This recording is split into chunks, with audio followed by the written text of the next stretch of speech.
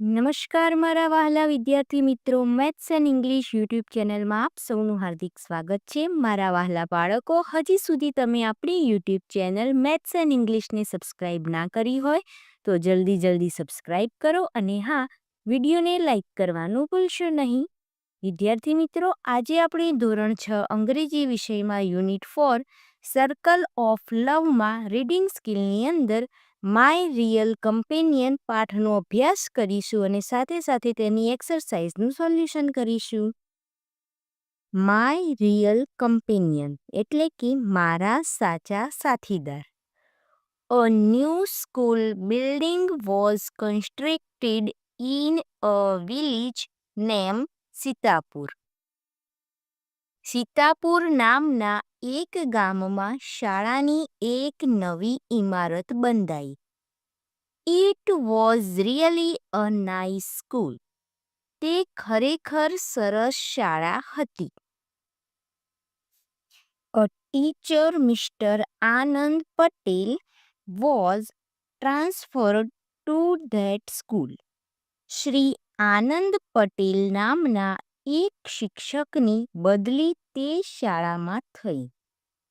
He was a loving, caring and an enthusiastic man. તેઓ પ્રેમાળ, હિતાળ અને ઉત્સાહી વ્યક્તિ હતા. He took motherly care of the students. તેઓ એક માની જેમ વિદ્યાર્થીઓની કાળજી લેતા. There was a boy named Nayan in that village. તે ગામમાં નયન નામનો એક છોકરો હતો. He was 10 years old. તે 10 વર્ષનો હતો. He didn't like to study. તેને ભણવું ગમતું નહીં. He liked to play all day. તેને આખો દિવસ રમવું ગમતું. Staying for 5 hours at school was not his cup of tea. શાળામાં 5 કલાક રહેવું તે તેના માટે સજા જેવું હતું. So he rarely went to school. તેથી તે ભાગ્યે જ શાળાએ જતો. Mr. Anand had decided to educate all the children of the village. Shri આનંદે ગામના બધા જ બાળકોને શિક્ષણ આપવાનું નક્કી કર્યું.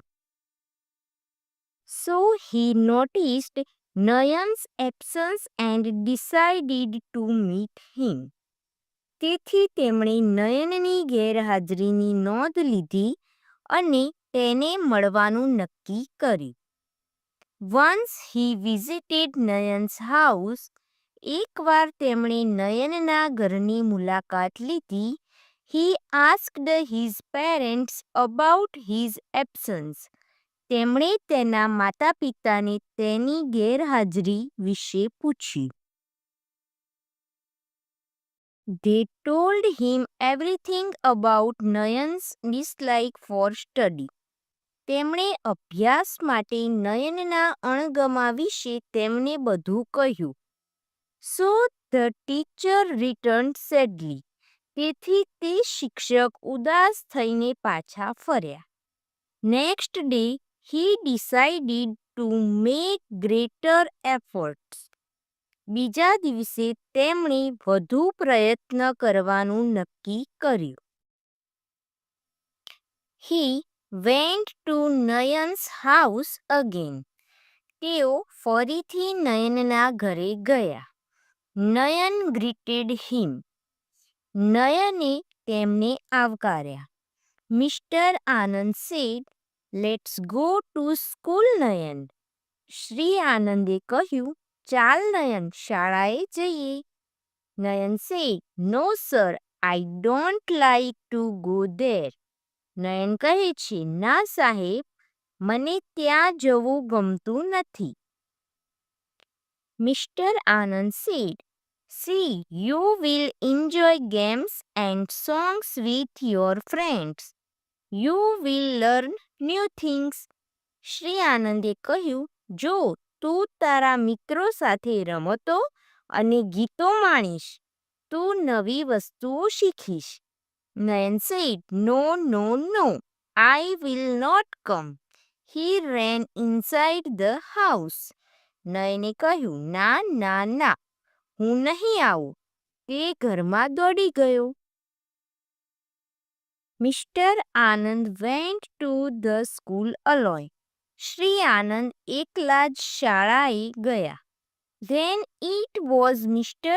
Anand's routine work to call Nayan for school, and Nayan was refusing and making excuses. પછી તો નયનને શાળાએ બોલાવવાનો તેમનો રોજનો ક્રમ થઈ ગયો અને નયન ના પાડતો અને બહાના કાઢતો. After some days, Mr. Anand started playing with Nayan at his house after school hours. થોડા દિવસો પછી શ્રી આનંદે શાળા પૂરી થયા બાદ નયન સાથે તેના ઘરે રમવાનું શરૂ કર્યું. નયન also liked to play with him. નયનને પણ તેમની સાથે રમવું ગમતું. Their games went on for a few days. થોડા દિવસો સુધી તેમની રમતો ચાલી. Then Mr. Anand started telling interesting stories and asking puzzles. ત્યારબાદ શ્રી આનંદે રસપ્રદ વાર્તાઓ કહેવાનું અને કોયડા પૂછવાનું શરૂ કર્યું. નયન found a real friend in Mr. Anand. નયનને Shri આનંદમાં એક સાચો મિત્ર મળ્યો. Their bonding became stronger day by day. દિવસે દિવસે તેમનો સંબંધ વધુ ગાઢ બનતો ગયો. Thus, Mr. Anand tried to teach him numbers and reading by play-way method. આ રીતે શ્રી આનંદે તેને રમતા રમતા સંખ્યા અને વાંચન શીખવવાનો પ્રયત્ન કર્યો. નયન liked it. નયનને તે ગમ્યું. After 2 months, Nayan started to come to school with Mr. Anand and enjoyed learning. 2 મહિના પછી નયને શ્રી આનંદ સાથે શાળાએ આવવાનું શરૂ કર્યું અને તેને ભણવાની મજા આવી. They became companions for each other.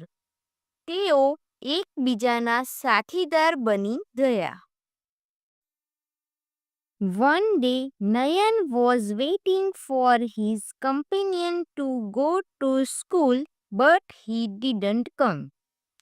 એક દિવસ શાળાએ જવા માટે નયન તેના સાથીદારની રાહ જોતો હતો, પણ તે આવ્યા નહીં. નયન went alone to school. નયન એકલો શાળાએ ગયો. This was the first time he went to school alone. પહેલી વાર તે શાળાએ એકલો ગયો. During the recess, he came to know that his companion was ill.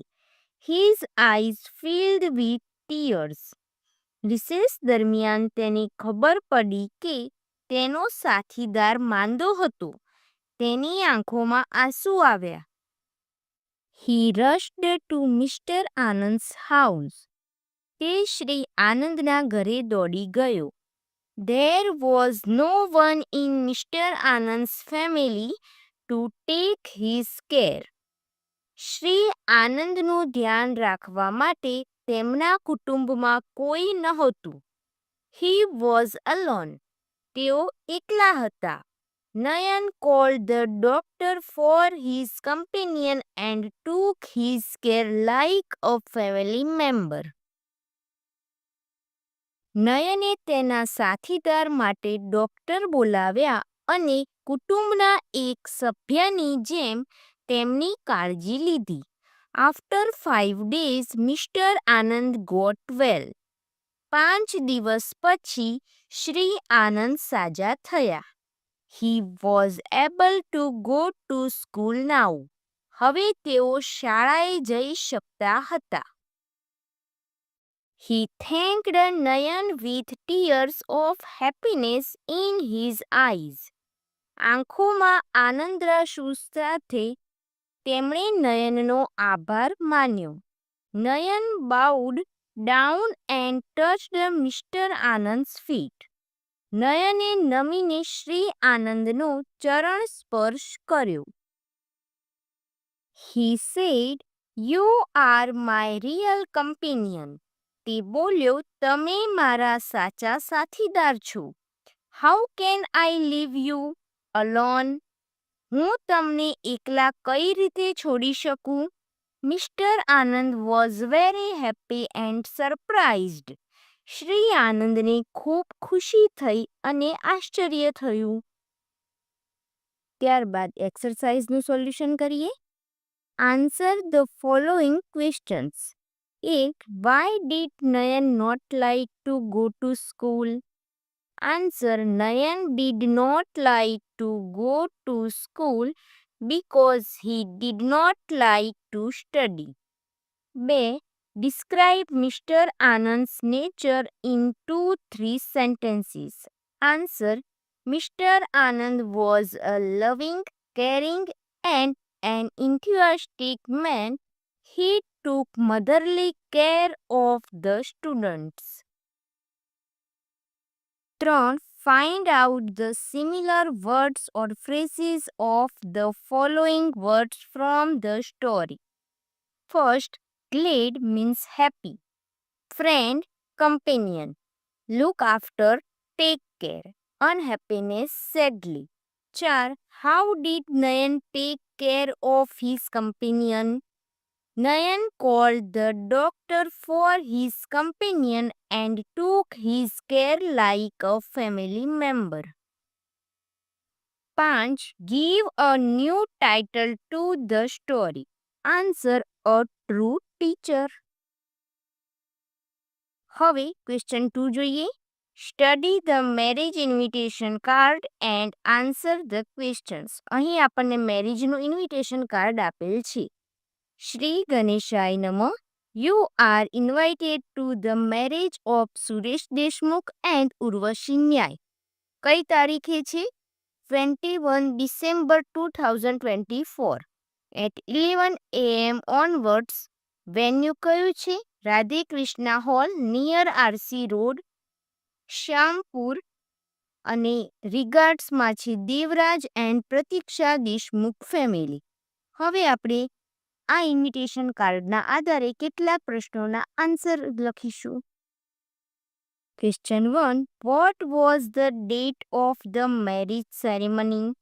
Answer. The date of the marriage ceremony was 21 December 2024. 2. What was the bride's name? Answer. The bride's name was Urvashi Nyai. 3. Was the program held in the morning or evening? Answer. The program was held in the morning.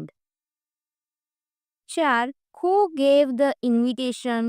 Answer. Devraj and Pratiksha Deshmukh gave the invitation. 5. Where was the marriage function held? The marriage function was held in Radhe Krishna Hall near RC Road, Shampur. વિદ્યાર્થી મિત્રો, અહીં my real companion પાઠની સમજૂતી અને તેની એક્સરસાઇઝનું solution પૂર્ણ થાય છે.